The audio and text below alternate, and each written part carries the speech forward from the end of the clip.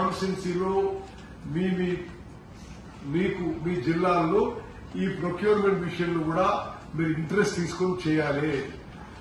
గతంలో లాగా తాలు తరుగు అని మిల్లర్లు ఎక్స్ప్లాయిట్ చేసేది రైతులని. ఆ వ్యవస్థనే మార్చేసినాము.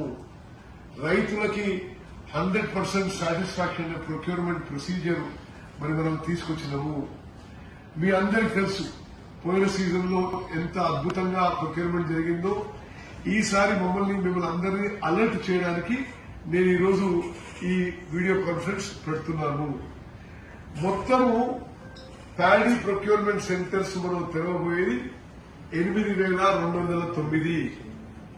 ఈ రోజుకి తెరిచింది 2,573. మేము జిల్లా కలెక్టర్లకి పూర్తి పవర్ ఇచ్చేసినాము. మీరు 8,209 ప్యాడీ ప్రొక్యూర్మెంట్ సెంటర్స్ కానీ అంతకంటే ఎక్కువ మీరు తెరవచ్చుకున్నా సివిల్ సప్లైస్ కార్పొరేషన్ డిపార్ట్మెంట్ నుంచి మేము ఫండ్స్ ఏర్పాటు చేస్తామని చెప్పి స్పష్టమైన హామీ ఇచ్చినాము. మీకు ఎక్కడన్నా ధాన్యం కొనుగోలు కేంద్రం తెరవలేదు అనిపిస్తే మీ జిల్లా కలెక్టర్ తో కాంటాక్ట్ చేయండి. మీ జిల్లా కలెక్టర్ 2 రోజులు స్పందించకుంటే నేరుగా నాకు ఫోన్ చేయండి. Definitely will ensure that. మరి అదేవిధంగా మనం పోయిన ఫిగర్స్ లాస్ట్ టైం ప్రొక్యూర్మెంట్ సరే పోయిన ప్రొక్యూర్మెంట్ లో సుమారు 11,000 కోట్లు ప్రొక్యూర్మెంట్ కి ఎంఎస్పీకి ఖర్చు పెట్టాం.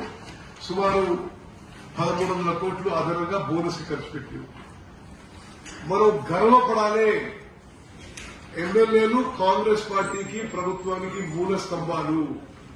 మీరు ఈ విషయాన్ని చాలా స్పష్టంగా జనంలోకి తీసుకుపోవాలి. ప్రొక్యూర్మెంట్ విషయంలో, ఎంఎస్పీ విషయంలో, బోనస్ విషయంలో మన ప్రభుత్వం పనిచేస్తున్నట్టుగా ఈ భారతదేశంలో ఎక్కడ ఎవరు పనిచేయడం లేదు. ఇది